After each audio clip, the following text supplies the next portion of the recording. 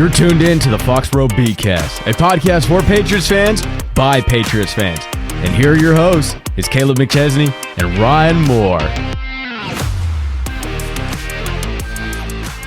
Hello and welcome to the Foxboro BeatCast, everybody. I am your host, Kaleb McChesney, back again after another Patriots loss. I'm getting really tired of saying that. As usual, got my co-host Ryan to the side of me here. Ryan, how's everything going this week? Team sucks. Yeah, it does. Yeah, it does. But we do have something to make this losing stretch a little more exciting. We went and called up a special friend of ours, Mr. Trent Osborne, Colts specialist, as far as we want to call it. Trent, I will let you introduce yourself, what you're about, and what these Patriots fans can expect of you. And hopefully it's just pure hatred because they hate us today. Oh, okay. I don't hate. I'm Trent, by the way. I've already bungled this already, but my name's Trent. I'm a sportscasting major and video production specialist. Been a Colts fan all my life, even through the Carson Wentz years. So I know a little bit of what this is like. I don't know if we've ever had a quarterback this bad, but that comment's gonna get it stirring. A little ventilation there. I don't like the Patriots, believe it or not. No, but I promise to be fair, as fair and unbiased as I can be. You want to talk about your Celtics opinions too? Celtics opinions. I think Jason Tatum's kid is really cool. I don't even think his kid is cool. I think not Jason Tatum. I think Kristaps Porzingis is good sometimes, and Jaylen Brown can't dribble to his left. It's about. And he's also overpaid like hell. He is also overpaid, but I don't want to. Don't listen to these two Celtic haters. We're winning the finals this year. You guys have been saying that since I was 6 years old. Sure. You guys haven't won since I was 6 years old. Believe it or not. Listen, delusion's one hell of a drug, and I keep. Hey Trent, what's that thing you were telling me about the Celtics and the championship since our dad was in middle school? I'm pretty sure the Celtics have won one title since my dad graduated high school. That's a long time. That's a long time. And they won like 10. They won like 7 or 8 titles before segregation ended. So if that puts anything in perspective for you, I appreciate you doing that, Trent. I really do. This is gonna be a fun show, despite all the losing. But we do have to address the losing, of course. The Patriots found themselves adding to the loss column once again, dropping a winnable game against the Washington Commanders, formerly known as the R-Words, formerly known as the Washington Football Team, at home, 28-17. Offense couldn't put points up on the board yet again. The game ends on a Mac Jones interception. You guys kind of know the drill now, right? And now they're 2-7 ahead of a Germany date against the Indianapolis Colts, as we mentioned. We've got some stuff to talk about. Let's get right to it. Hopefully we can just kind of bang out this review. The Patriots take the L. They're comfortably in last place in the AFC by a game. And they still only have like the 4th pick because the NFC is just atrocious.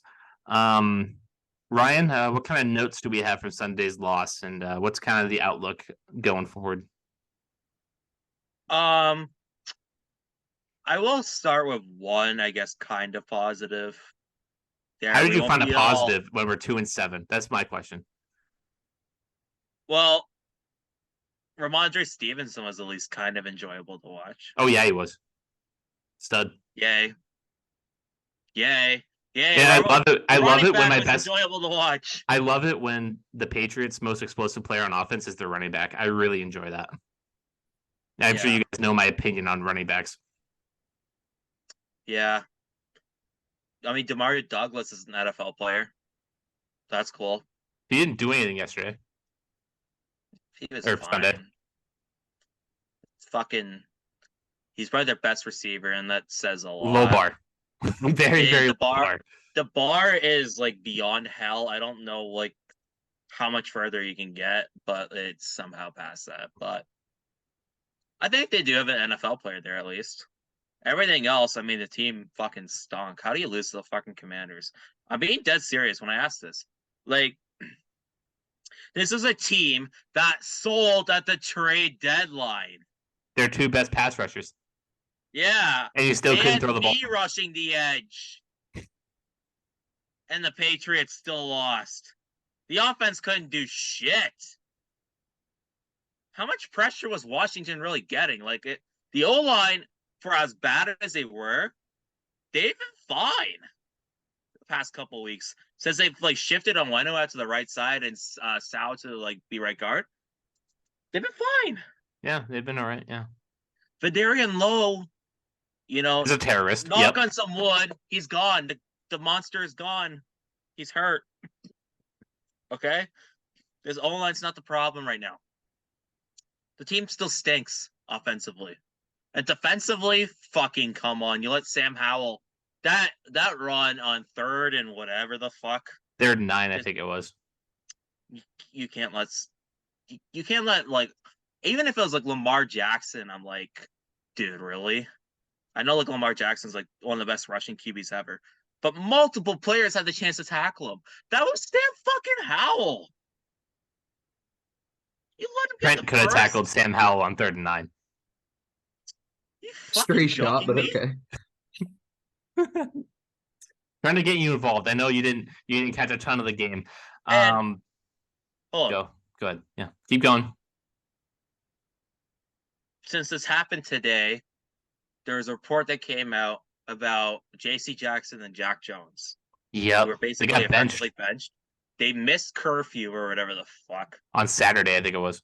Yeah, so they're probably up partying or whatever. I don't know. Jack Jones and J.C. Jackson. That sounds like a combo for disaster. If you guys know their rap sheet, they probably Jackson got told Panda Express together. They got told to go. J.C. Jackson basically told, "You're staying home. You're not going to Germany." We need a mental reset. If you're being told to mentally reset halfway through the fucking season, this is past halfway through the fucking season. What does it say?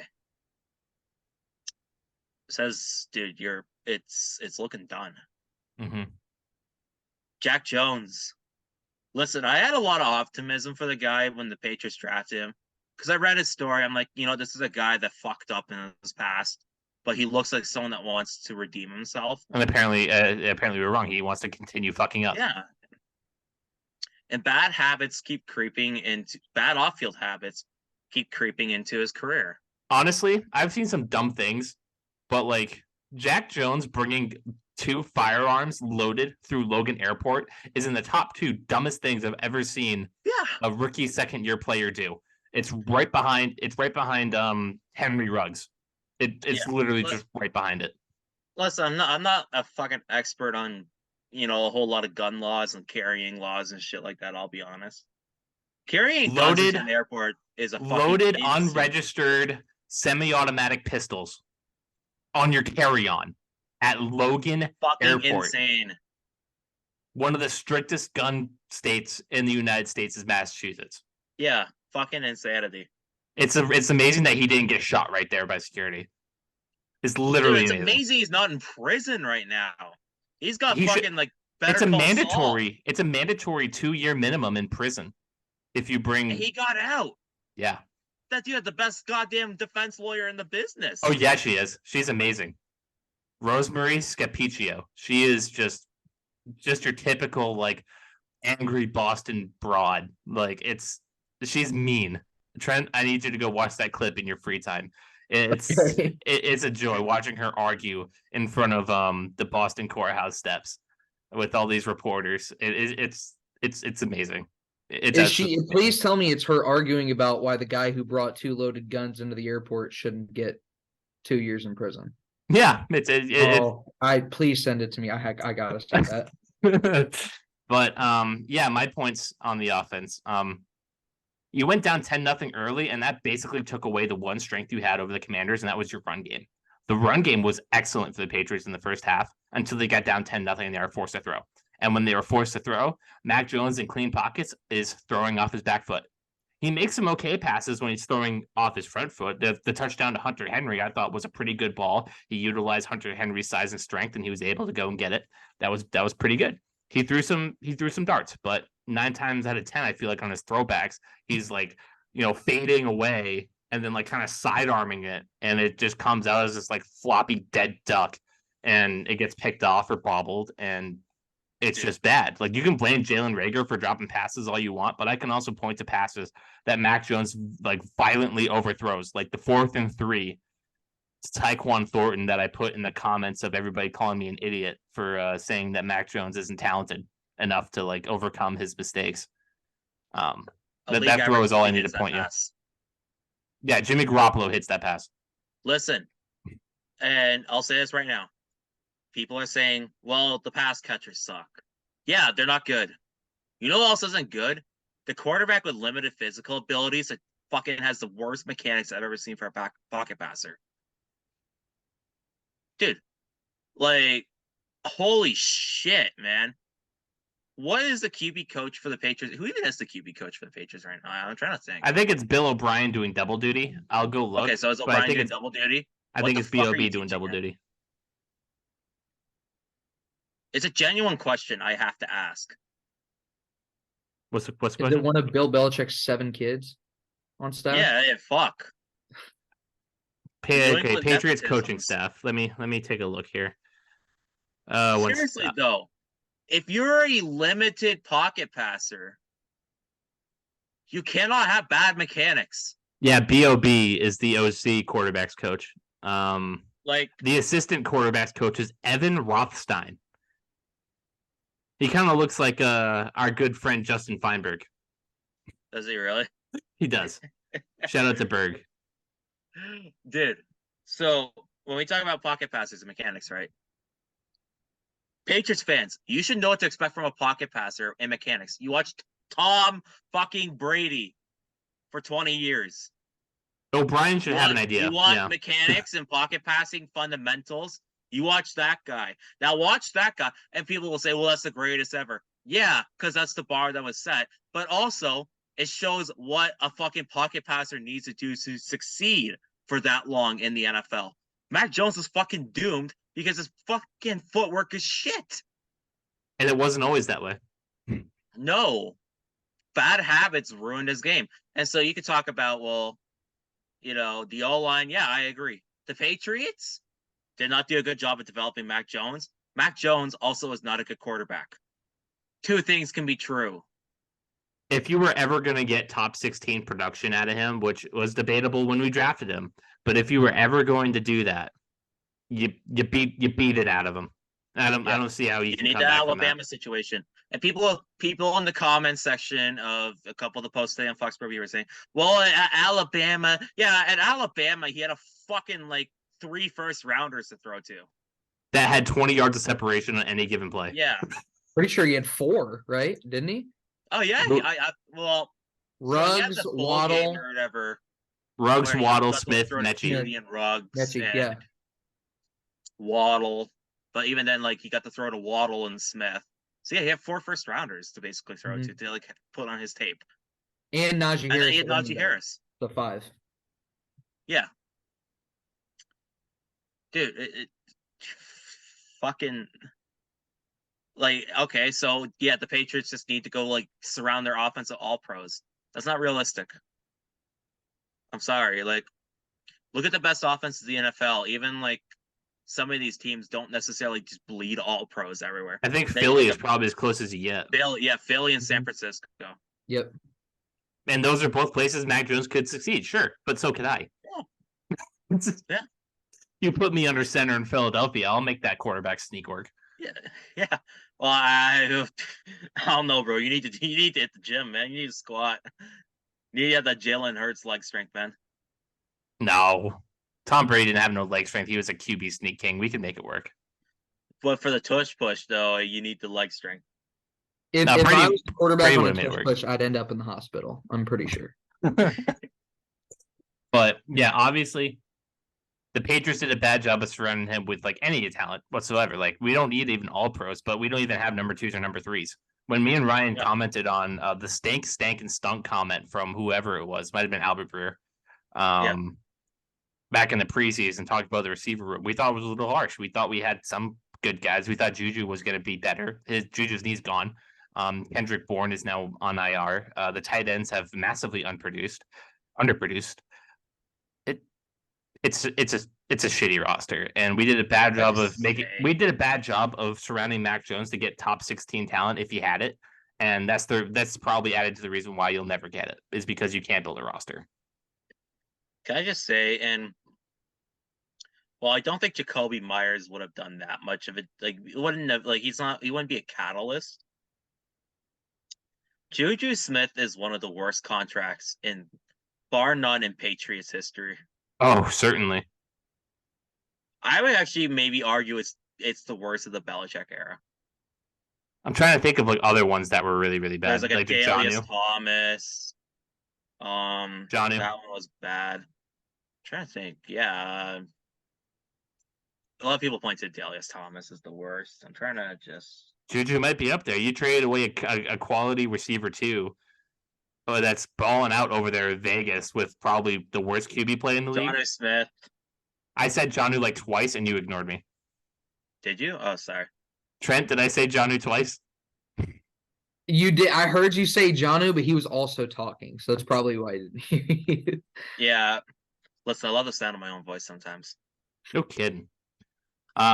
So let's get an outsider's perspective on this before we move on to our real vent session that I have set up for us. Trent, I know you watched a little bit of this game. You got the gist of it. What do you kind of come away with? I think you guys both did a really good job of hitting the nail on the head.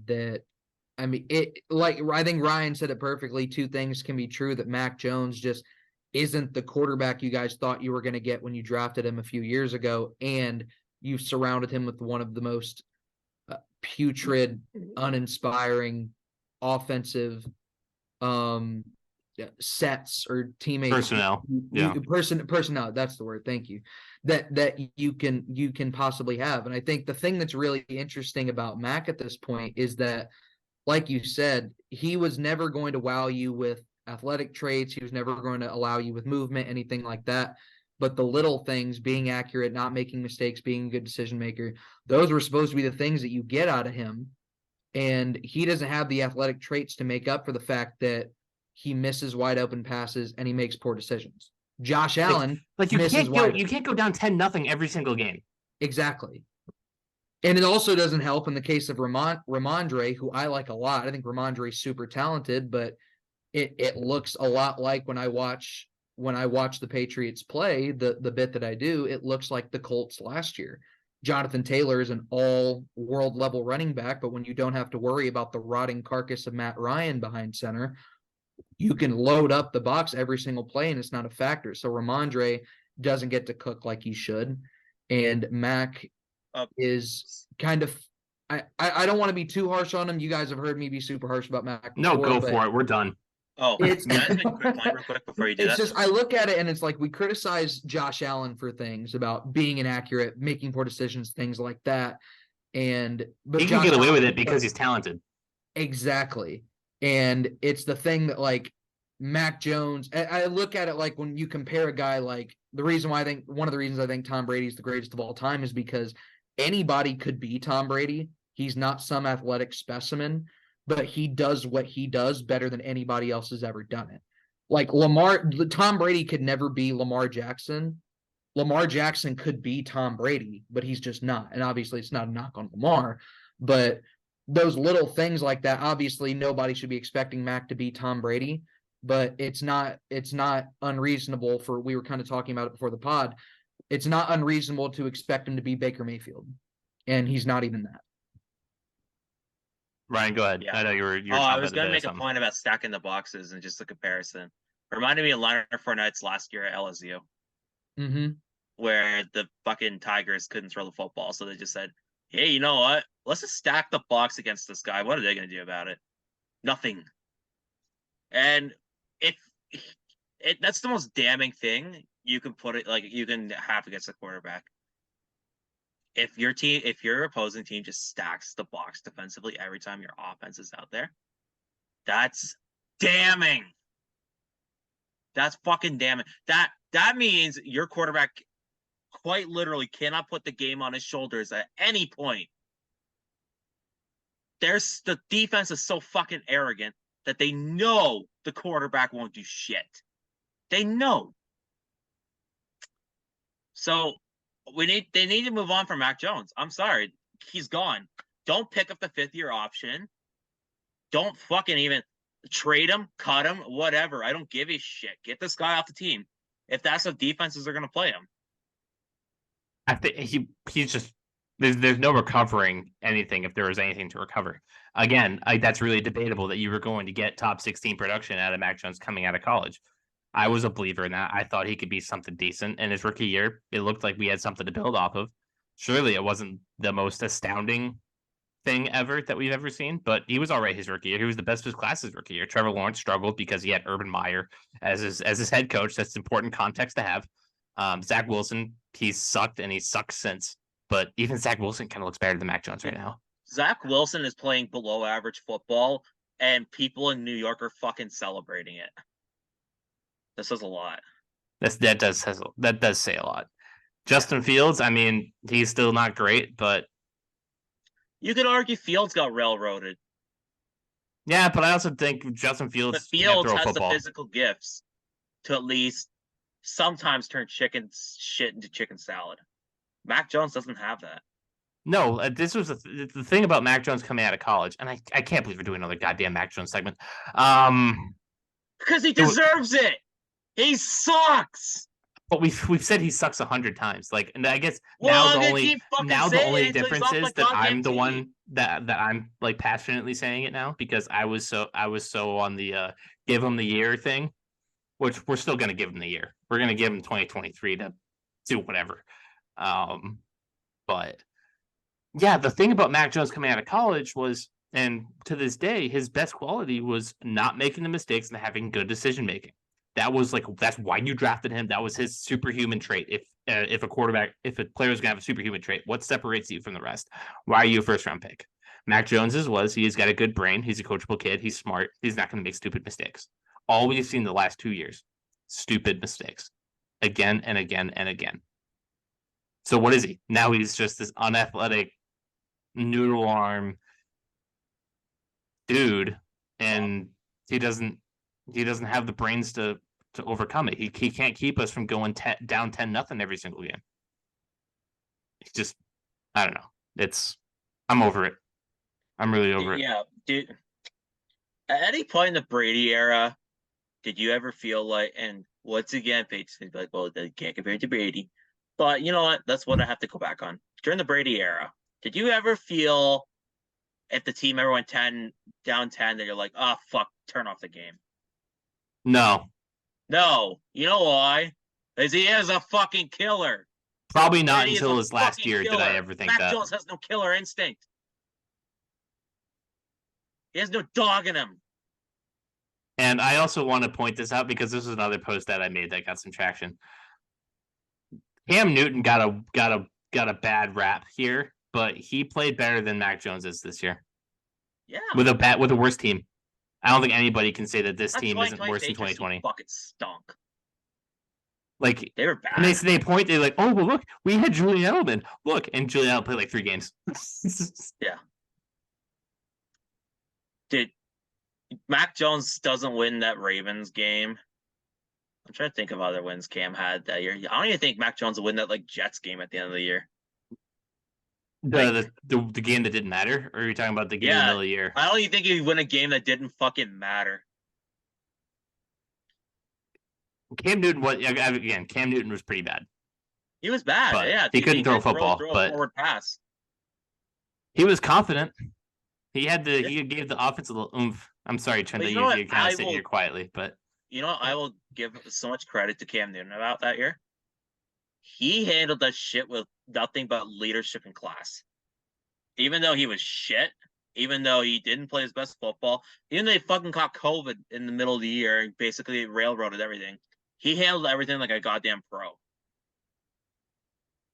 When I see Mac Jones, I don't see a guy that handles things like a pro.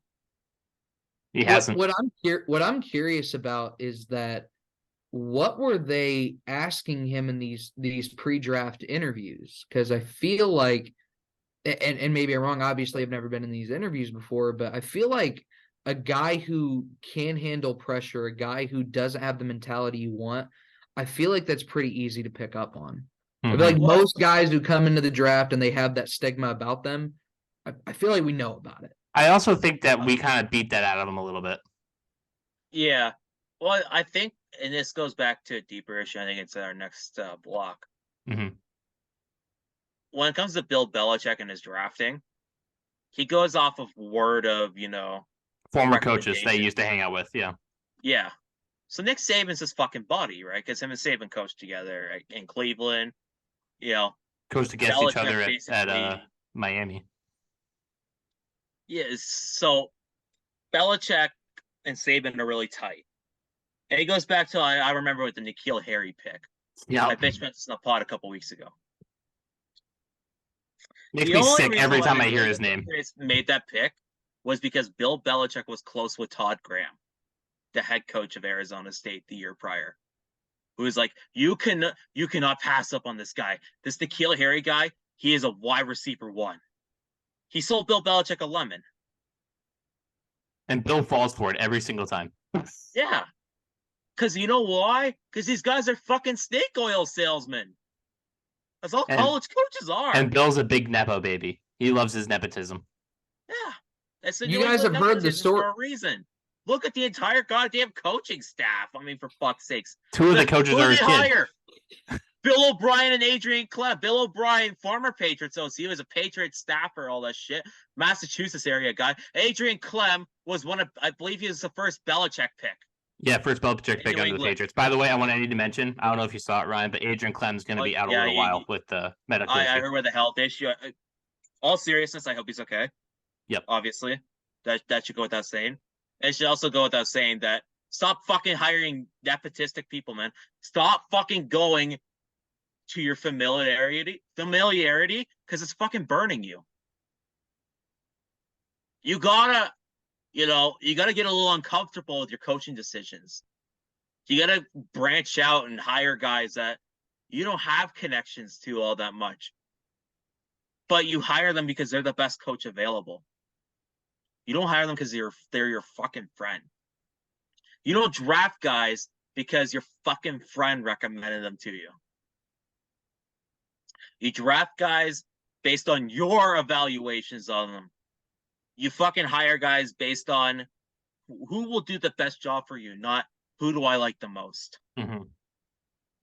It's nepotism's burned this fucking team. It's burned this team from a proud dynasty to shit. And with that, we're gonna go right into our next segment here. The team is 2-7, as we mentioned. It's been the same losses every week, and there's a common theme of a lack of talent and ineptitude up to our eyeballs.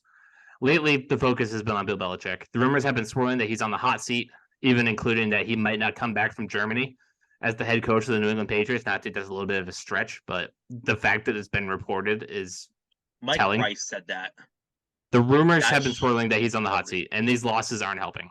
This segment, the next 10 to 15 minutes, are going to serve as a place for us to kind of air out our grievances, or for Trent to air out his observations about Belichick's failures. And I hate to say it, because I was such a Bill guy when Brady left. I was like, you know what?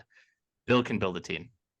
But since Brady left, it's been general pig-headedness out of the head coach of the New England Patriots. Pig-headed. We'll also dive into potential replacements for GMs and head coaches for this team if they move on for BB, like we did a couple weeks ago. I think I mentioned Mike Vrabel. I still love that pick.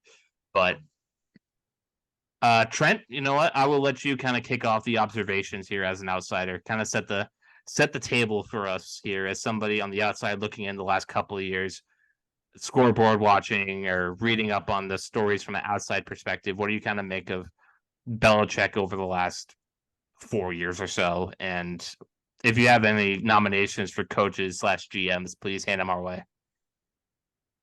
Well, first of all, I'd say that I think they're insane if they fire Bill Belichick in the middle of the year, no matter how bad it gets. Yeah, it'd be a little crazy.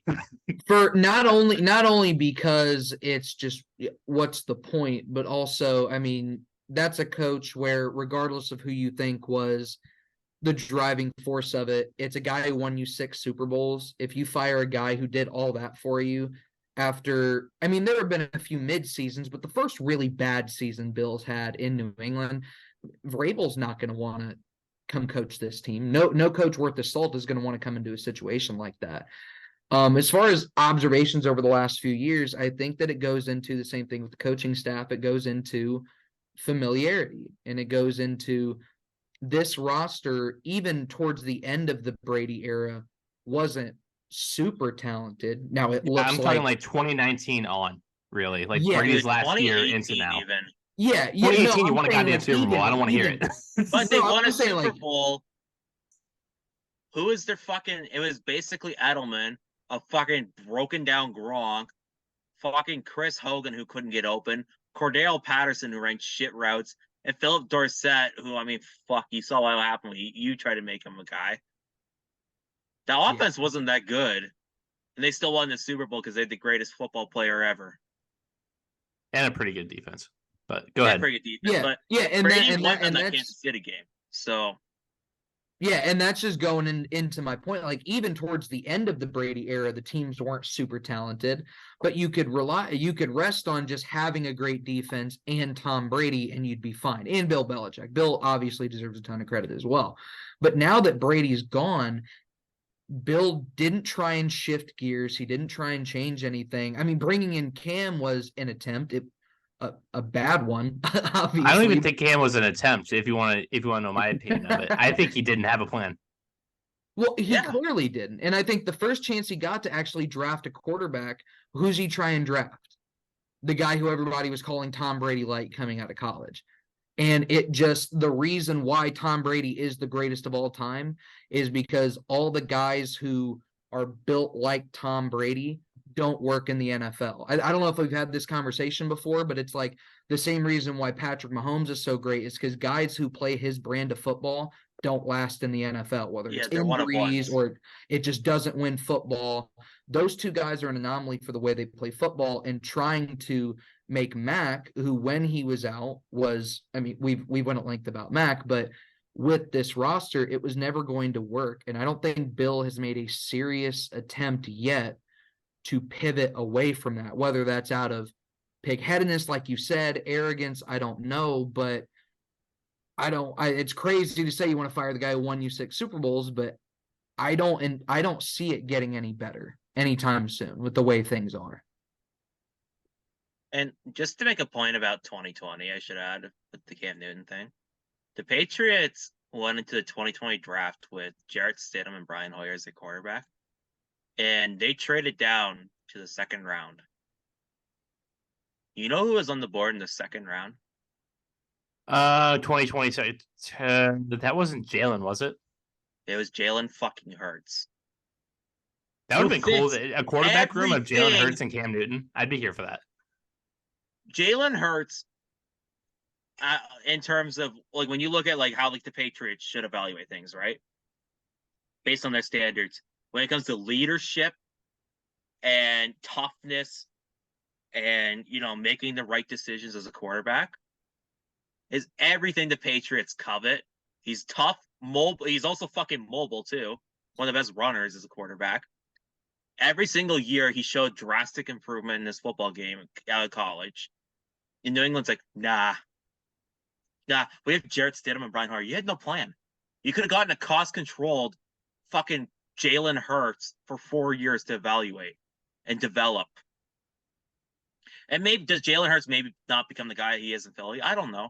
Probably I couldn't not. tell you. Probably not. But you don't know if you're not going to take those dart throws. And he'd probably be at least what Mac Jones is right now. At least. I think Jalen Hurts would be better than Mac Jones. And the reason why is because I'm a big believer in what Jalen Hurts was mentally as a quarterback. Like, every single year he improved, right, from college and shit. And even in the NFL, growth. The stock kept going up. Mac Jones, his stock went up in fucking whatever, like Alabama, but that's because he's throwing to all pros and shit. And his rookie year, I'll stand on his rookie year. He was solid. Yeah, he's still solid. But then what happened with Mac Jones? Regression. Stinks. Not stonks. It stinks. Shit, he's garbage, man. Fuck, you could have had Jalen Hurts on a rookie contract when you had salary cap problems. Jalen Hurts, Cam Newton there. That would have been an awesome duo to have. That would have been a great QB room, and I don't think there's any better mentor for Jalen Hurts at that point than Cam Newton. Yeah. I was just about to say the And you same fucked exact it. thing. Listen, Yeah. and the thing is, they took Kyle Duggar, but the thing is, Who they we also like. traded up in the We like second round Kyle to Duggar. take Josh Uche. We also like Josh Uche. I do like Josh Uche, but Josh Uche is going to be a goner. Yeah, yes, we're not going to pay him. So you should trade it up for a fucking quarterback. And the thing is, quarterbacks are more valuable than edge rushers. Quarterbacks are more valuable than safeties. And I love Kyle Duggar.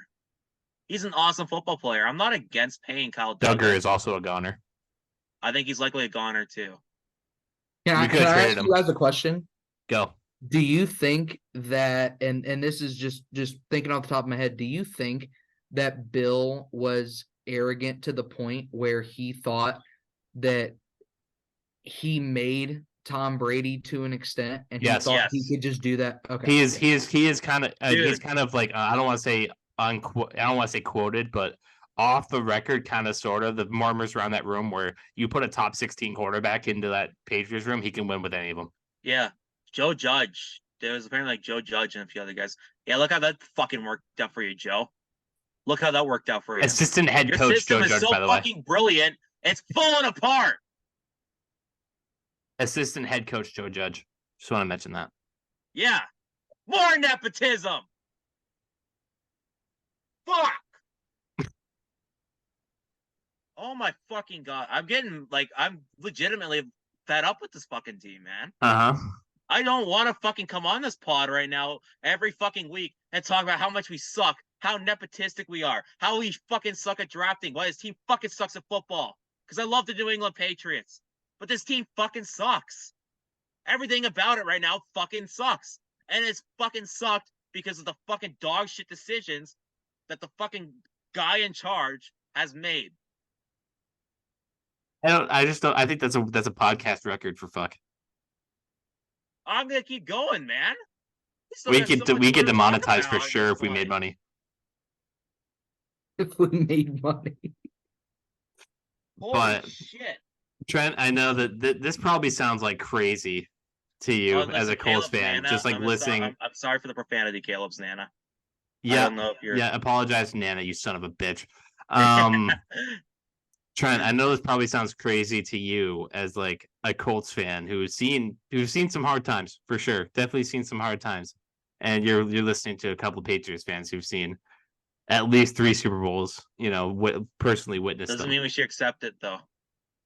No, listen, I'm just trying to pivot to Trent, just being like how ridiculous this is. Well, I'm sure. I don't know if you guys are expecting this, but I know where you're coming from. I know that feeling, and I don't blame you for being pissed off. It's the same thing as like when you're a Patriots fan or a Cowboys fan or a Lakers fan or a Celtics fan or any of these franchises, you are held to a higher standard because you set that standard for yourself. Yeah. Like the Lakers don't celebrate, division titles. It's just not what we do. The Colts. I was going to ask you, as a Lakers fan, that whole stretch, kind of like at the end of Kobe's career, and even like before you guys got LeBron, right? You guys were embarrassingly bad. Yes. How did that feel like to watch that shit? Because if I was the Lakers fan, I'd be pissed. So I have a weird perspective on that because I watched the Lakers with my uncle when I was a kid, like when Kobe and Ron Artest and Power there, and we were awesome. I didn't start watching them fully until our second best player was Nick Young. So like I kind of like came up in that, and right. it was horrible. But so 2020 must have been like the shower of relief. Oh my God! If we had an actual parade that year, I'd have cried. Like I legit would have cried. And listen, my first year watching the Celtics, I remember having optimism for James Young. Yeah, yeah. That was like just before they traded for Isaiah Thomas and shit. It was like rookie year Marcus Smart. I swear to you, I right hand to God, this is a true story. I was on spring break when we signed Luol Deng and Timofey Mozgov to a combined $60 million contracts. And I was huffing so much copium for the Lakers at that point at 14, 15 years old. I went to school after spring break. Guys, this is like galaxy brain. We have so much cap space. Why not spend it on solid guys, lots of upside? Like, I was absolutely point. Dude, on the B sides, we need you to come on for the B sides. We need to talk about the 2016 NBA free agency. That was the craziest. Every team was spending like drunken sailors, man. I fucking loved it. Portland handed out some all-timers. Like Alan Crabb got what? Like an insane amount of money.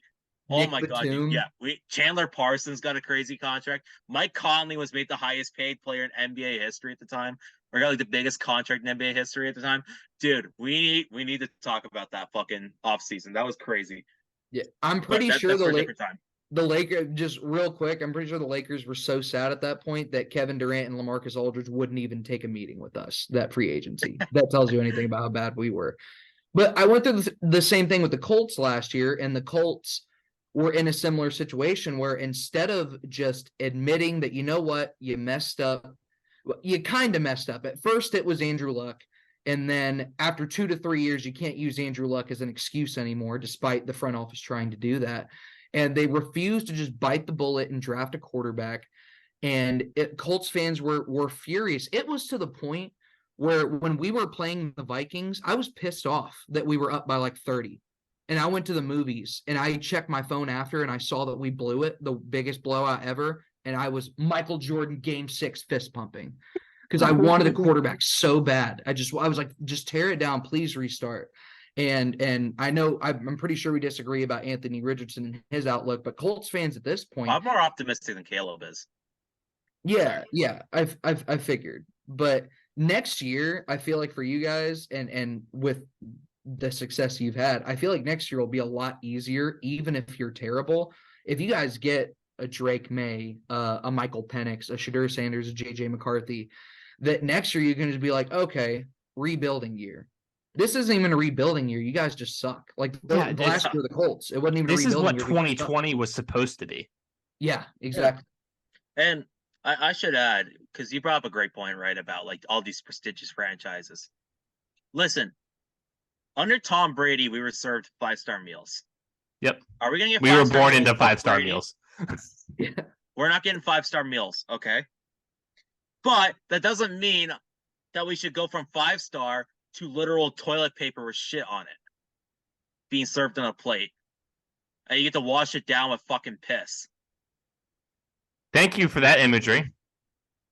That's what the fucking Patriots are. They're fucking shit and piss. Sorry, Nana. Yeah. And I don't, and again, like back to what I said, I don't blame you guys for having this standard. I mean, Colts fans, and obviously the Colts under Peyton didn't have nearly as much success as Tom did, but when Andrew Luck came in and was one of the greatest rookie quarterbacks in NFL history and got better and better and better for 2 or 3 years after that, there was still not a big group, but a pretty sizable group of Colts fans like, still not Peyton. You know, and that's just going to happen. As dumb as it is, that's a fair thing to say. I think it's really I've noticed in the demo. Ryan, I'm making a point. Fuck you. I'm making it's mostly old people who are getting at me and Ryan for being upset. It's mostly the old people. Oh, well, you don't remember the 80s with Steve Grogan and how much we suck. You don't remember Tony Eason. Like, okay. I remember the Boston Patriots. We sat on those cold bleachers. Yeah, okay. Cool. It's 2023. Thanks, asshole. Yeah. Yeah. Ryan, go ahead. Make your point before we pivot. I was going to say, dude, Peyton Manning's a 5-star meal, right? Andrew Luck's a 4-star meal. Those Colts fans are fucking insane. I'm sorry. It's just go from a 5-star to a 4-star and people are bitching. But listen, there's a lot of Patriots fans who are susceptible to the still not Tom Brady thing. Yeah. There's a like big if you guys pack. had Andrew Luck right now, I feel like there would be a large chunk of Patriots fans probably saying the same thing. If we had Trevor Lawrence, that's what it would be. Yeah. If we had Lamar Jackson, well, Lamar Jackson, there's a hidden element there about why Lamar Jackson wouldn't work here. But yeah, we don't need to say the quiet part out loud. They know what I'm talking about. I get on Boston all the time for that shit. But yeah, let's pivot. Let's pivot. I'm done. I'm done talking about the Patriots right now. We're gonna go talk about a Week 8 NFL roundtable or Week 9, Week 10. I haven't updated the titles. It's so long. Week 10 NFL roundtable. As usual, there's a lot going on around the league. The Minnesota Vikings seem to be in good hands with Josh Dobbs after Kirk Cousins goes down. Kyler Murray returns to the Cardinals this week. Aaron Rodgers teases that he could be back sooner rather than later, and how much we believe that. Will Levis has become the permanent starter for Tennessee, and Ryan Tannehill's had a change of heart about what it's like to be a mentor. For other reasons where we don't say the quiet part out loud, that and so much more. Let's go around. Let's talk about the league for a second. Trent, I hate to start with you again, but I feel like this time you have a little bit more to offer us here. So I'm gonna let you have it. I'm gonna let you go. Let's do it. Okay, well, we were kind of talking about it before we got on, but I think the most interesting game of the week, Colts Patriots aside, would probably be Bengals Texans, and I can't believe that right now for any of the sports bettors out there, you can get Houston plus 7.5, which is ridiculous, but I'm taking that all day. I'm going to bet that myself if I do decide to bet. See, the Texans are such an interesting team right now because if they can somehow get back into this AFC South race and compete for it by the end, how do we not look at CJ Stroud as one of the leading guys for the MVP this year? And this is touchdown to interception ratio like 14-1. It's absurd. It's like it's better than Dak's rookie year, and Dak's rookie year was insane. I've seen that it's on pace for Tom Brady in 2016, where he went like 26-2. I was gonna bring that up. Of course you were. Yeah, fuck you. He's playing at such a high level, and he's playing with guys that we thought were scrubs. I mean, Nico Collins, go blue, that's my boy, but never done anything in his NFL career to be a sizable, earn a sizable chunk of an offense, and that's what he's done along with Tank Dell and maybe even Noah Brown now. That team's a lot of fun. DeMeco Ryans, he's got to be coach of the year, right? I mean, I don't know who else is in the conversation. I think if they make the playoffs, yeah, I think that'll be a shoe. And if he doesn't, it's going to be tough. When's the last time a coach didn't make the playoffs and it wins coach of the year? I don't know. We all thought the Texans. We thought the Texans. Oh, we thought they were going to stink. We're going to be the worst team in the league, and now not only are they watchable, but they just had a guy throw for 470 yards and 5 touchdowns. And their defense is about to get a little better too with Derek Stingley coming back. Yep, exactly. Has a Texans quarterback ever thrown for 470 and 5 touchdowns? Let me see. Deshaun Watson might have done it. Oh, Deshaun probably. You could have honestly told me Matt Schaub had one of those games. I'm sure he did, honestly. At least honestly, Matt Schaub, that does sound familiar. Like back in 2012 when he threw for 5,000 yards. He probably did it against the Colts or something in 2011. A lot of people could have done that against actually had like an all-time great game, if I remember correctly. Trying to think. I saw Cam Newton that year. His rookie season, he came to play Indy when we were in the suck for luck year and stomped you. Yeah, I'm pretty sure he did. Yeah. So I agree. I do like Texans plus 7.5. I mean, the Bengals have gotten better. They've gotten out of their we sucked the first month of the year. They're starting to dominate games again. But I just found it. Sorry to interrupt. 2012 Matt Schaub threw for 527 yards, 5 touchdowns, and 2 picks. Against the Colts? It's against the Jaguars.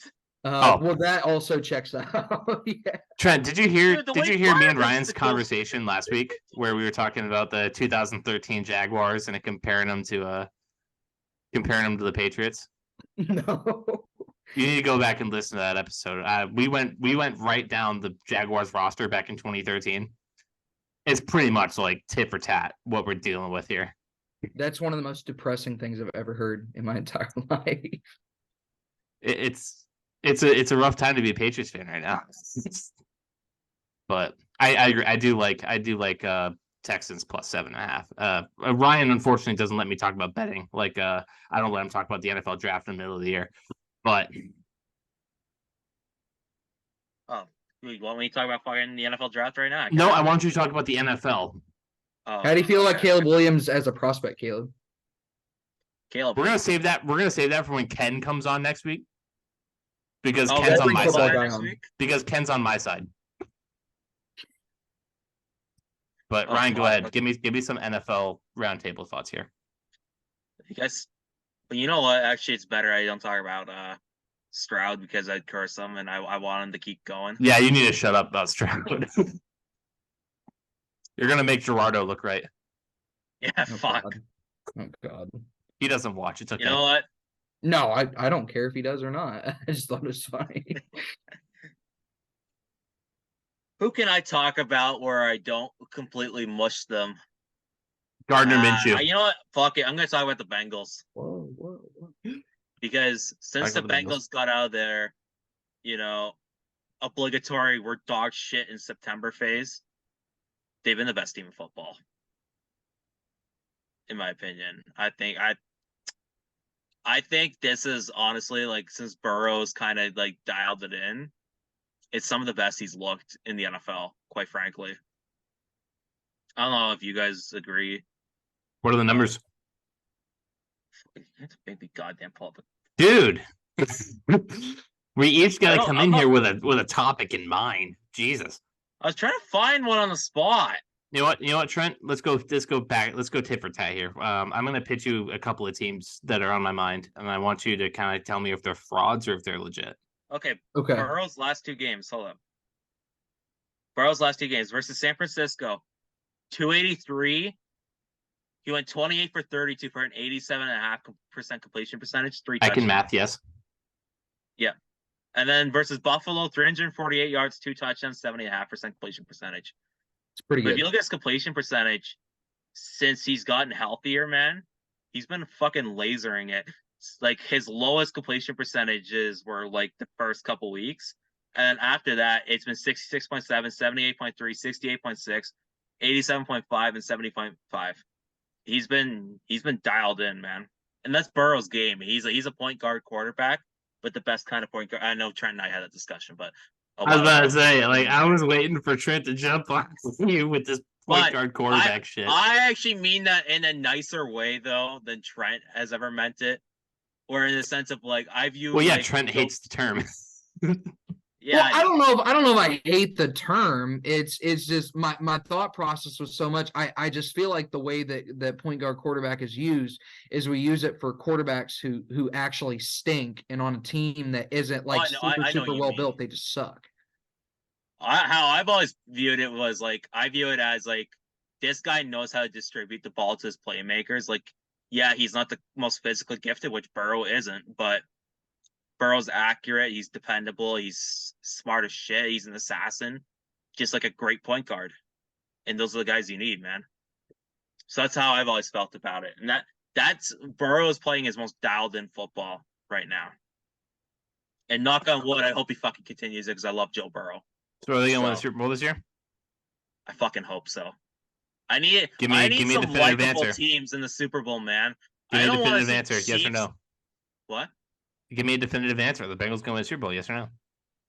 Since they're the Bengals, no. They're not going to the Super Bowl? Dude, the Bengals are cursed, and Jonathan Poor cheers for them. Fair enough. Okay, so my little segment here before we go on to the preview and our picks, I'm going to list out some teams that have been on my mind lately that I kind of want to get some thoughts on, whether they're frauds or if they're legit contenders. These are going to range from superstar teams that I think could have a little bit of a shaky ground, or shitty teams that are kind of just on the come up, but just a sneaky little come up. You know what I'm saying? So we're going to go right through, and the whole fraud versus legit, just tell me if you think that they can win a playoff game. Plain and simple. And if you have any other thoughts, please just share them. My first team on my mind lately, they've lost 4 straight, the San Francisco 49ers. What do we make of this team? Are they kind of fraudulent? Are they going to win a playoff game? I think they're legit, but it's been a rough stretch. And the reason why I think they're legit is because I looked at their stretch, and, like, a YouTuber I really enjoy watching, Brett Coleman, pointed out on Twitter back in, like, August or whenever, like, back in the summer, he pointed out the stretch that the 49ers had, right? He's like, I don't think the 49ers are going to win these games. They're going to be fine, but they're not going to win these games. And, well, we're going to find out, obviously, but I don't think they're frauds because their roster's too great. Trent, if they are frauds, then, man. I think think I'd have a better, a more definitive answer after this week. Because I think the Jags are Pop out. Give me a yes or no. Well, no. Let me explain why, and you'll see what I mean. So right now, I lean frauds. But I think the Jaguars are a pretty good litmus test for, are you an elite team or are you not an elite team? Because I think the Jags are kind of like right on that cusp. They're kind of like the Kirk Cousins of football teams. Like if you're better than Kirk Cousins, you're definitely elite. If you're not as good as Kirk Cousins, you're just not. Yeah. But I think the defense has seemingly taken a step back so far this year.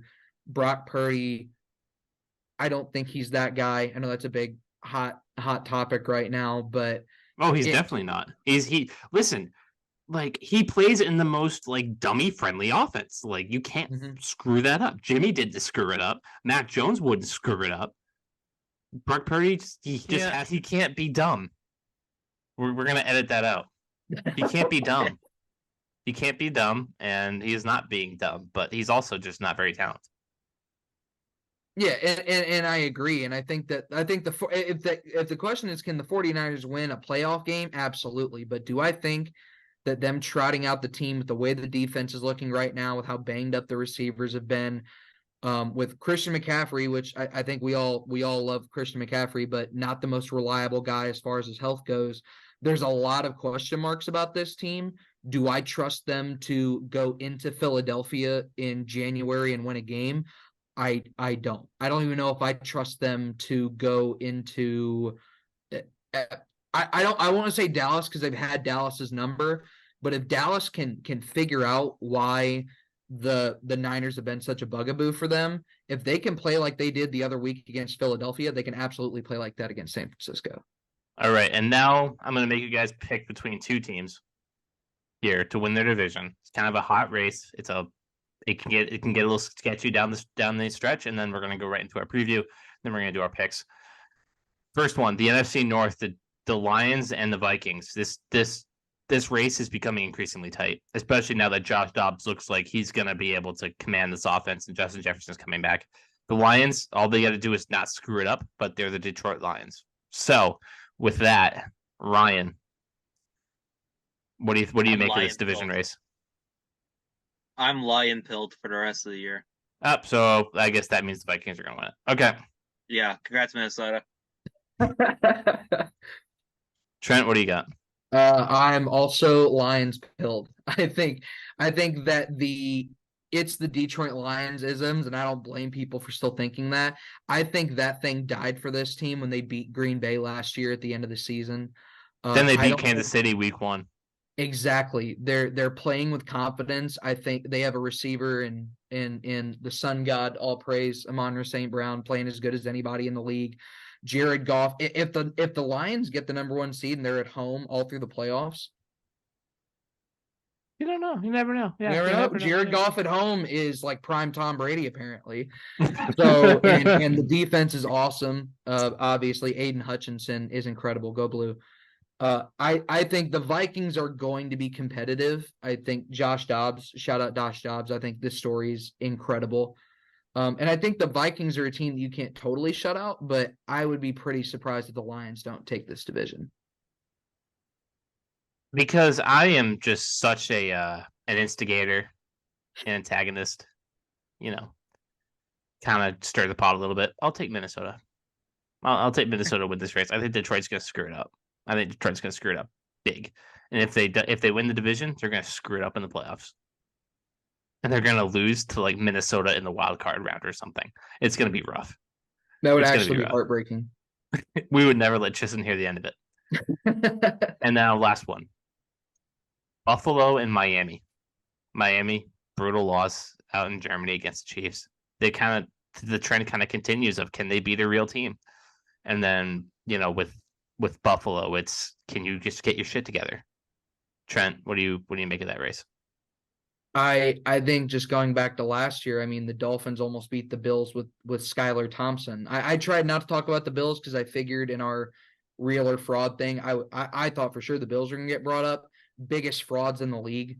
Ooh, spicy. I don't think Sean McDermott, whatever he had when he got the Bills back to prominence the way they did, that is gone. Brian Dable. 100%. They've got a running back who's averaging over 4 yards a carry, and they refuse to use him. Like Minnesota used Dalvin Cook. I think James Cook is better than Dalvin Cook was, and they refuse to use him. I feel like this is fantasy related. Well, no, he's not even on my team anymore. I traded him away.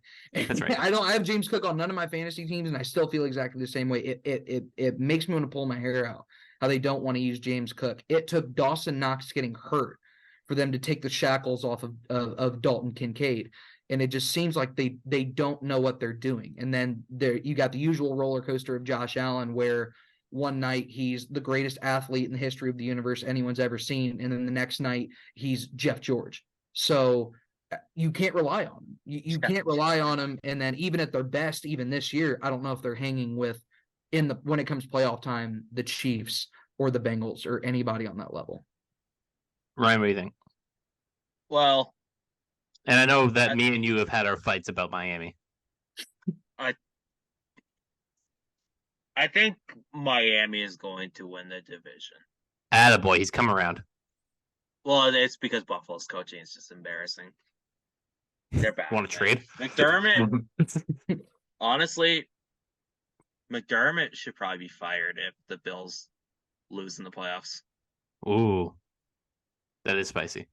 It is spicy, but I don't know. I'm not high on him. No, I'm not either. I'm a big Miami guy. I have been since week 1. I said they'd win the division. Ryan kind of told me I was an idiot week 1. Now I'm feeling a little confident about that. Feeling a little good. Love when I can prove Ryan wrong.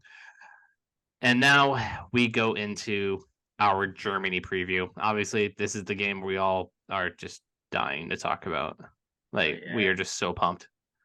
Both of us, really. It's like all of us in this group are just pumped to talk about this. Trent, I'm sure you can't wait till the season gets over, having to watch Minshew every week.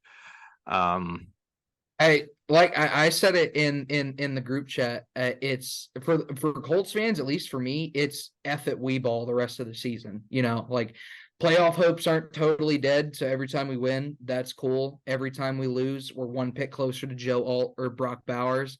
So like I said, we're playing with house money this year. It was a rebuilding year to begin with. Any win, it's just nice to win more. So why are we pissed? Like last year. What? Why can't me and Ryan have the fuck it weed ball attitude? Because this isn't a rebuilding right now, and this is where the Colts were last year. You guys are at the stage where there is no hope. The only glimmer of hope you're going to have is in April on draft night, and it's kind of like the window slamming on your fingers. You realize that you don't got it. Yes, the only hope I have in New England's clean slate. Yes, you guys are doing to a worse extent what the Colts were doing, where it's like, oh, we're not going to rebuild after Andrew Luck. We're going to keep playing these geriatric quarterbacks, and it's just going to be fine, instead of just trying to do it. And it kept failing and failing and failing and failing. We were just a year earlier to the party than you guys are, assuming that you guys actually are at that party at the end of this year of, all right, there needs to be a reset. That's the scary part. That's the scary part. I don't know if we're going to get there. I'm not confident. I'm not confident that we're going to have that come to Jesus moment where it's like, you gotta hit the button. I don't know if we're going to do it, and that's what terrifies me. Well, if I were you guys and you guys get like a top 5 or 6 pick and you don't take a quarterback, I would boycott next season. That's how pissed I would be.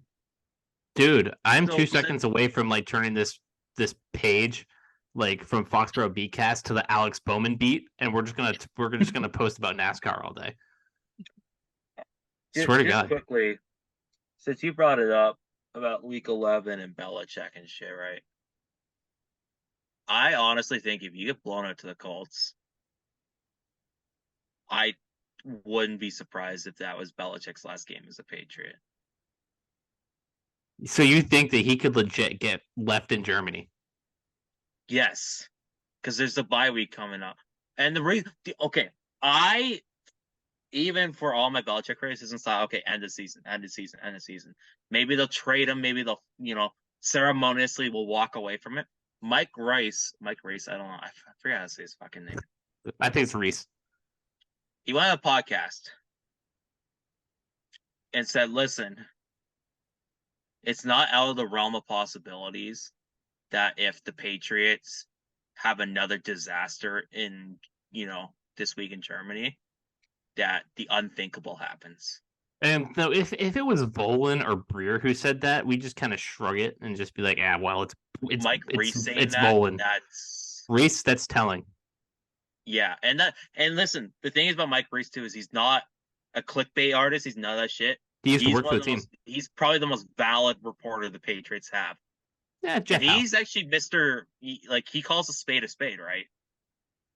For him to say something that strong, that's telling for sure. I don't think we'll do it. I think what you might get, and this isn't even 1%. This is just non-zero. I think it wouldn't come out that Bill was fired. I think that it would come out as Bill is resigning. It's a mutual parting of ways. Yeah. And that's essentially what it would be. I don't think you could get the Bill Belichick has been fired tweet. Just since I didn't get to bring it up during the Belichick segment, there were rumors that Belichick could be traded to Washington. Yeah, I don't know how much stock I put into that. But it is an interesting theory in the sense Washington's got new ownership. They want to make a splash. Bill Belichick is from Maryland. Yep. So he'd be going back home. Dad used to coach at Navy. Yeah, so I don't know. That'll be an off-season conversation, or if it was a bombshell and comes out, or I don't know. I don't know anymore, man. We'll find out with Belichick. I will say I think this is last year in New England, regardless. That's my take. I think firing Belichick mid-season. I kind of alluded to it earlier. I think you straight up said it. It'd be kind of disrespectful. It would be super disrespectful. And these coaches talk, and even if it was in a respectful way where it's we mutually parted ways, like Vrabel has a ton of respect. First of all, I think Kraft has way too much respect for Belichick to do that. But I would have to want it, yeah. Yeah, when you fire a coach who's been that successful because of your super, super high standards, I mean, and the NFL and college football are different, obviously, but there's a reason why Tennessee was horrible for 20 years. There's a reason why Nebraska was horrible for 20 years after being these national title winning powers. And it's the same reason I advocated against firing Jim Harbaugh when Ohio State was kicking our ass every year. And it's because you don't take winning the way that they were for granted. Now, I think that Bill Belichick after the year, absolutely you need to part ways with him. But I think firing him in the middle of the year, I think that'd be a turnoff to any great coach. It would have to be like Bill clearly saying, I am stepping down. This is my call. For it to not be bad. And I don't think Bill would do that. I think if Bill is leaving in the offseason, he was pressured. Yep. Bill has much pride. That's damn sure. All right. So let's get right into our picks here. Or no, we have to do the preview. Son of a fucking bitch. Both these teams suck. Don't wake up at 9:30. Whoa! Whoa! That's a strong word. Trent, make it quick. We're running up against the clock here. Give me why the Colts make this game interesting. What kind of the Patriots need to be looking out for, and what you're kind of looking out for as a Colts fan. Like what makes the Patriots kind of I don't want to say trap game because we're both kind of just there right now in the standings and whatnot. The Patriots are bottom, but what do you kind of make of this game as a Colts fan? And what are you kind of looking for? Well, the main thing I'm looking for is I want to see Jonathan Taylor get back to being the main back of the offense. I can't you want Jonathan Taylor to abuse us like that game that Ryan went to a couple years ago. Yes, I do. Yes. I want to see him finally get back to full strength. I want to see our offense versus that defense because the Colts sneaky have one of the best offenses in the league. Not a lot of people are talking about it, but I don't think we've scored less than 20 all season long. I don't know how many teams can say that. Downs has looked incredible as a rookie. He had a really bad preseason, so I'm glad to see him getting better. Hopefully Pittman gets more than 2 catches so he doesn't cry in the post-game interview. I hope we trade. What's it with USC players and just crying? Soft culture. I like USC. I don't hate USC. Look, I like USC, but it's a soft culture. I mean, and Lincoln Riley's a soft head coach. So they fucking canned Alex Grinch, baby. That is. I hope you guys just turn into like the 85 Bears now for the rest of the season. That'd be fucking hilarious. The one Pac-12 team that can play defense. Yeah, exactly. Them in Utah. That's it. But the defense has been pretty solid all year. The defensive backs are horrible. So if Mac is gonna have a game where he clears it out and goes deep, which I don't think is gonna happen. But if he was gonna do it, this defensive backfield is the team he's gonna do it against. How's your pass rush? Pass rush. better. Deo. I don't know how to say his full name. I should, but I don't. I just Deo. Deo's been really good this year after finally being fully recovered from that ACL tear. ACL or Achilles. Can't remember which one. Kwity Paye's been pretty good. DeForest Buckner. Kind of speaks for itself. It's been good, but it hasn't been great. I'm interested to see how much pressure we're actually able to make on Mac this Sunday. It's going to be a lot. Our offensive line is just Swiss cheese. Yeah, the linebacker plays actually been really, really good. EJ Speed and Zaire Franklin's playing like an all-pro. He's a little banged up. I don't know if he's going to play, but Zaire Franklin's playing like an all-pro. EJ Speed has been awesome. Shaq Leonard needs to get traded. I've said it for a year and a half now. And ever since the name change. What? Ever since the name change, he hasn't been great. Honestly, it low-key has been since the name change. Him and Quentin Nelson, I would trade tomorrow, and I would be happy about it. But yeah, I think the defensive backfield is definitely a weak spot. Pass rush is okay. Linebacker play out of Shaq has been phenomenal. So it's going to be tough to see for us. It's going to be tough to run the ball. Is what you're saying? I think so. I can't think of any games this year where we've let a running back just run all over us. Puka Nacua had a legacy game against us, if that tells you anything, but I don't think Demario Douglas is Puka Nacua, so. No, Pop is going to get his quick, 3 catches for 15 yards. The kind of ho-hum kind of day. It's going to be a tight end usage, I think, is going to what we're going to be aiming for. I think we're going to try to run the ball, but Mac Jones just has to not screw it up for us to be able to run the ball. He has to make sure we don't get down 10-0 immediately, which I don't think he's going to do. He's going to throw off his back foot, so congrats to Kenny Moore in the legacy game. 2 pick sixes. Back Kenny Moore legacy games would be crazy. Cousin Kenny. So I think you kind of just set the table for us pretty well. Me and Ryan, we kind of had we've had our say about this game. It's not going to be great. If I was going to have any good feeling about this game, it would be because we're coming off of a win against Washington and we're not. So, like I said in last week's episode, I thought that we had a path at 2-6. You win against Washington, you win against Indy, you go into the bye, you feel great, you come back against the Giants, you win. Chargers are a poverty franchise, you win that one. Pittsburgh you can keep up with, but you had to beat Washington. You didn't do it. That was just kind of where my soul sank. Is you can't come back from that. You can't come back at 2-8 or 2-7, whatever it is. Yeah. But okay, let's get to our picks. What I was looking forward to in the morning? I got some German beers in the fridge.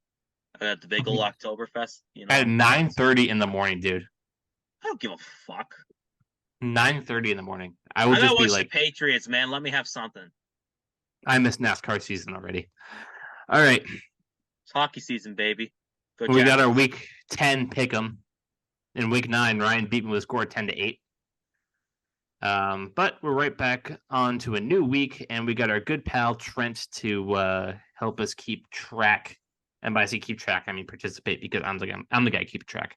So let me open up the spreadsheet, because that was the thing I forgot to do before coming on. Easy fix. All right, let's get to Thursday Night Football. This is maybe the worst game ever on primetime to ever grace primetime.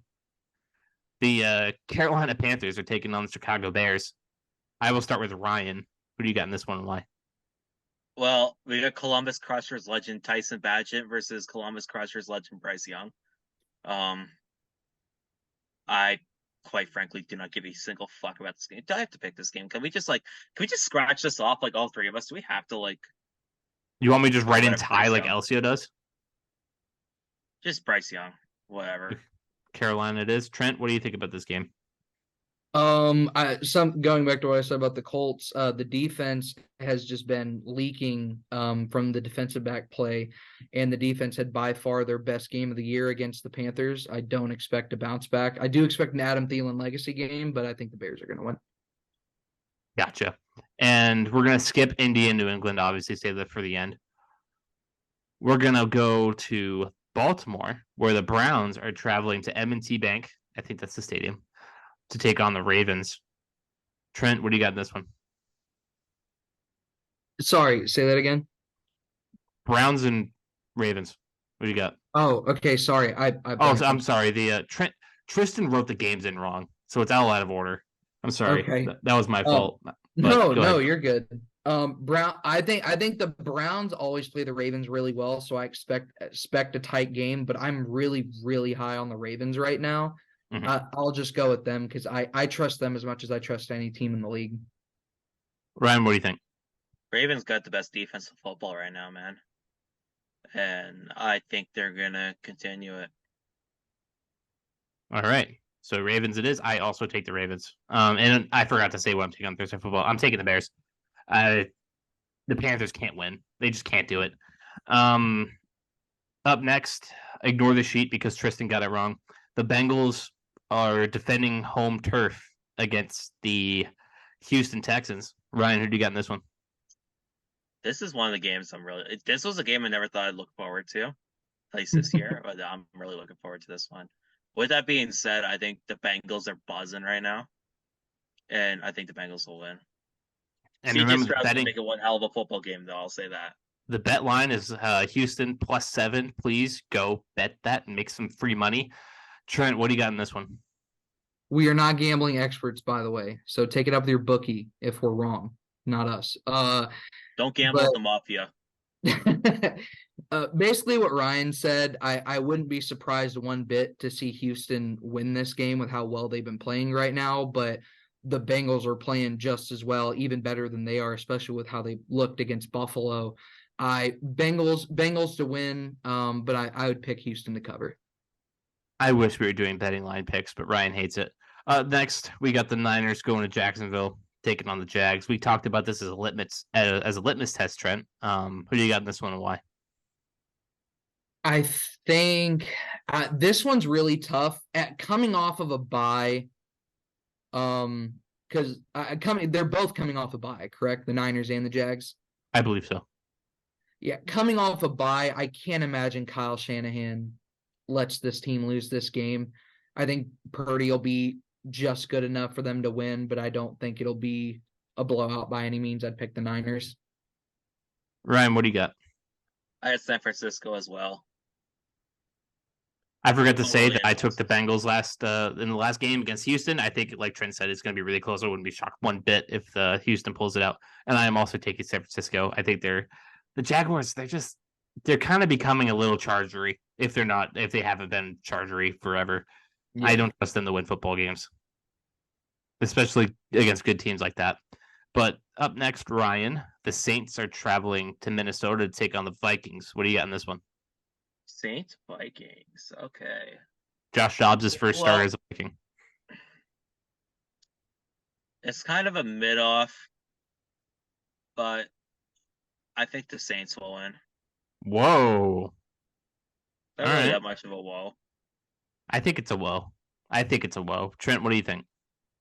I'm actually with Ryan. I think the Saints are going to win. I think last week for Minnesota. Whoa!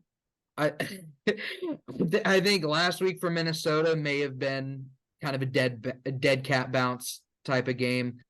I've never heard that phrase once in my life, and I appreciate it.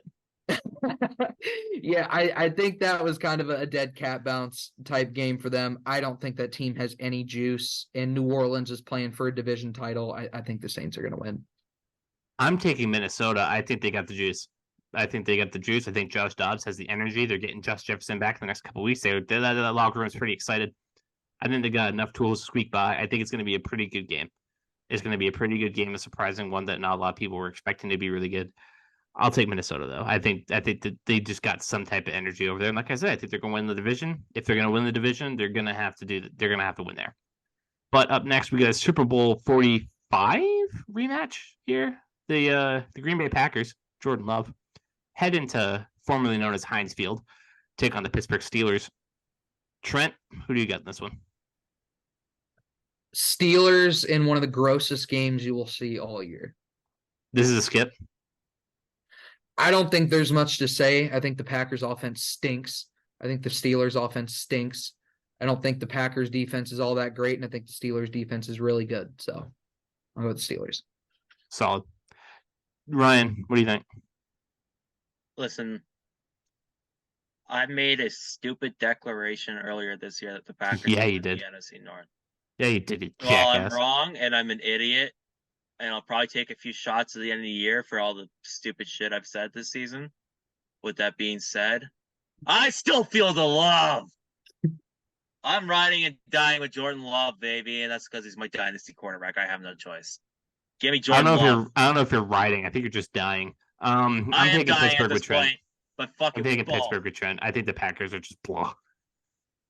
Up next, Tennessee Titans and Will Levis are heading to Tampa Bay to take on Baker Mayfield and the Bucks. Ryan, what do you think about this one?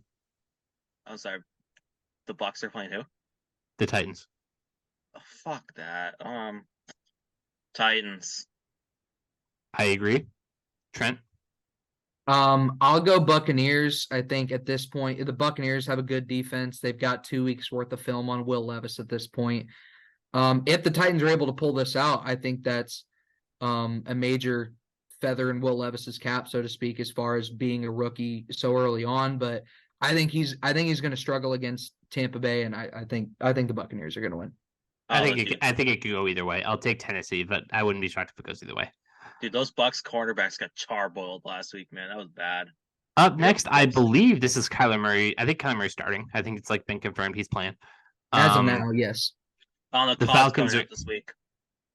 The Falcons are coming in to take on the Arizona Cardinals over in my second home, even though I haven't been there in a decade. The Arizona Cardinals.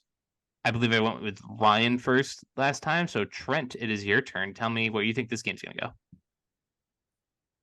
I think that if I made a list of my 10 least favorite people in the history of the world, Arthur Smith would be on it. I think Taylor Heineke is one of those quarterbacks where we as a fan base of just the NFL in general, we get swept up into thinking he's good when he's not very good. I don't think, who are the Falcons playing again? I can't even remember what Arizona. Yeah, if Kyler Murray is playing, I think they don't have James Conner back yet, right? His clock was turned on, but I don't think he's back. Got it. Okay. I'll go Atlanta just because I think the Cardinals are having a great time tanking. I think the Cardinals are sneaky a lot better than we thought they were, given all the close games they had. But I think at this point they're just kind of like, all right, let's not play around too much. I'll go with the Falcons. Ryan, what do you think? You know what? I'm gonna take Kyler Murray in his return. I agree. I think that team's gonna have a little bit of juice. And sticking with you, Ryan, that the Lions are traveling to SoFi to take on the Chargers. What do you think about that? Lions. I think it's kind of cut and dry. I too take the Lions. Trent, you got anything else to offer? Lions, and I think the Chargers are on blowout watch. Oh, yeah, it's gonna be bad. But it's Jared Goff on the road, so things might get weird. Who knows? About 15 years ago, this would be an interesting game. The New York Giants are heading to AT&T Stadium, Jerry World, taking on the Cowboys. I'm taking the Cowboys in a blowout. Does anybody else disagree? No. I think Tom. What were you gonna say? Oh, I was gonna say, I don't know, Trent, if you watch The Sopranos, but Tommy DeVito looks like Jackie Aprile Jr. No, I still need to watch The Sopranos. I've seen bits and pieces of it, but I haven't. It's pretty good. I watched it over the summer. I haven't started watching it yet. He's the most Italian quarterback of all time. He is. He's also going to be seeing ghosts by midway through the second quarter. I think it's Cowboys. By ghost, he means just Micah Parsons' face mask. Yeah, pretty much. Yeah.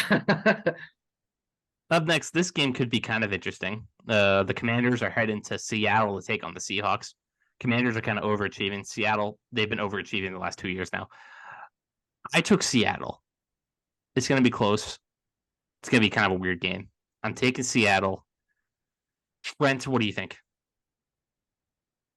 It's hard. I want to go Washington because I'm a big believer personally in Sam Howell, and I think that they've got a lot of great weapons, and I don't really know what Seattle is doing as far as the offense goes. Seattle, I thought, was a sneaky, could make the NFC title game type team heading into this year.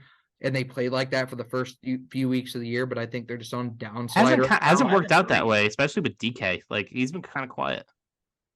Yeah, I think this year we're going to find out how Seattle is going to look the rest of the year because they got absolutely pantsed by the Ravens last week.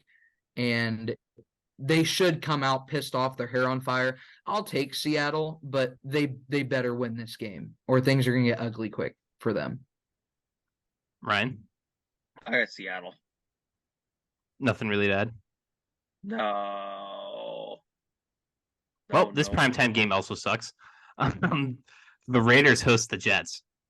Aiden O'Connell got his win last week. It's a new kind of feeling over there in Vegas. But it is the Raiders. It is the Jets. Ryan, who do you got in this one? I picked at the Jets defense and fantasy, so give me the Jets. No other reason. That's just a fuck it we ball pick. I don't. You're riding against AOC. That's weird. Trent, what do you think? Unfortunately. I'm a big AOC guy. Mahomes is on all? bye, so I'm either starting him or Tyler Bagnett this week. I think AOC is really good. I think in his third start of his career. Yep, third start. I think going up against the Jets defense is really tough. I'll take the Jets in like a 14-10 type game. I'm taking the Raiders. I think something about Zach Wilson in that last game kind of like, oh, he's still the same guy. Something pushed me the wrong way. So that's gonna be one of the worst football games ever. Yeah, it's not gonna be as bad as Thursday night, but it's gonna be rough. And then Monday Night Football. Remember, I need the score here for the points for the tiebreaker.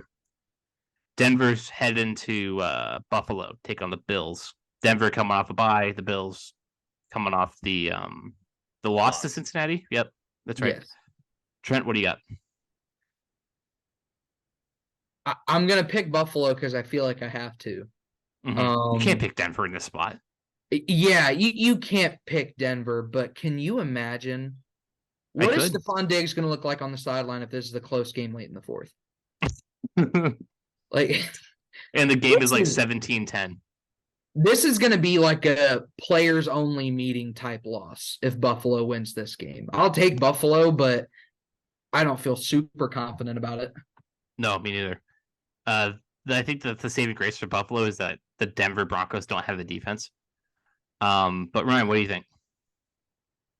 Dude, Vance Joseph is still coaching defenses, and as awful as awfully fraudulent as Buffalo's been, come on, it's Vance Joseph.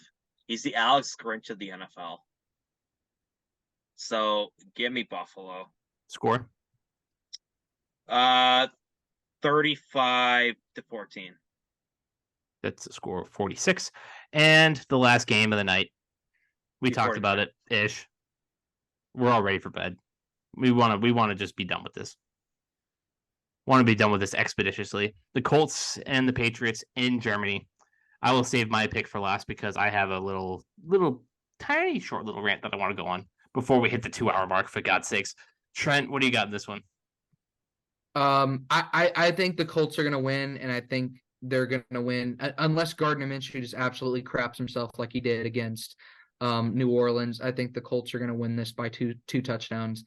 I don't think New England's going to be able to score with us no matter how bad our defense is at times. So I think the Colts win, and they win comfortably. Ryan? I have the Colts winning. Last week, I picked the Patriots to win. What happened? They lost. To a team they should have beat. Yep. I have no confidence. I'm the only week where I think I'm going to pick them to win is against Tommy fucking DeVito. So congrats. I've lost all faith in this football team. And I have a declaration to make. With this game, and for the rest of the year, and you can hold me to it, I'm never picking the Patriots the rest of the year. I'm not doing it. Not against the Colts. Not against the Colts. Yep. Not against the Giants. Not against the Chargers. Not against the Steelers, not against the Broncos, not against the Jets. I'm done. They can't win football games. They can't do it. What is a win? Belichick asked, what is a win? What does it mean in German? What is a win is actually the motto of the 2023 New England Patriots. They don't know it. They can't get it. So I'm not picking them the rest of the year. Hold me to it. Even if I feel good, I'm not picking them. It's not happening. Colts win. I think Trent's right. It's going to be a 2-possession game. Give me, because I think our defense is okay. Give me 21-7. If that, maybe 21-6, because I don't think they score a touchdown. It's a pathetic team. What would it take for you to hit F it, put in Zappy? Oh, that's a good question.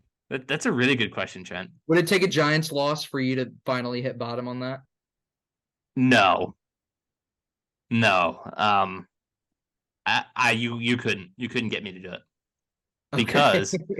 Because if we're really aiming for the number one pick, aren't we doing the right thing? 100%. Because we're not changing anything. And that being said, I don't want them. If I find out they lose on purpose, I'm canceling the stream. I'm not doing the podcast anymore. The page is gone because I'm so against losing on purpose. I'm so against not trying your best to win every single game because you wait all off season for this season. You wait all off season for these 17 games, and you're just going to be like, "Oh, well, I hope we lose this one." Like, I don't know. Something doesn't sit right with me about that. Maybe that's my most boomer opinion. Tank. So I don't like tanking. I don't like it. I don't like losing on purpose. I don't like wanting to lose because I wait so long for these games. A win on Sunday, as much as I just said, I will never pick the Patriots to win a game. A win on Sunday would make me feel really good. It would. But with that, Trent, it's been awesome having you. I hope we can have you again on really soon. I hope we can get you on the B-sides. I think you were terrific. Thanks. A great addition. A great addition that sports broadcasting degree shows. I was really impressed. I was really impressed with the chemistry you had with me, with Ryan, and I will send you Nana's review as soon as it comes in. Thank you. Ryan, as usual, we're here. Yeah. We committed, but hopefully the B-sides coming on I think the first upload will be on Sunday. The first episode of the Beat Sides will be on there. It's going to be fun. We got a lot of stuff to talk about, and hopefully Trent will be our first guest. Yeah. Not on Sunday, but like next week maybe. But with that, thank you for watching. It's been the Foxboro BeatCast. I've been your host, Kaleb and Ryan. That's been Ryan Moore. That's been Trent Osborne. Follow the show on Facebook, YouTube, subscribe, share, all that fun stuff. And as usual, as much as it kind of disheartening to say it nowadays, kind of feels like a joke. Go Patriots. Go Pats. Go Colts, baby. Go Horse. Thanks for tuning in to this edition of the Foxboro BeatCast. Make sure you like and subscribe and follow us on Facebook and Instagram.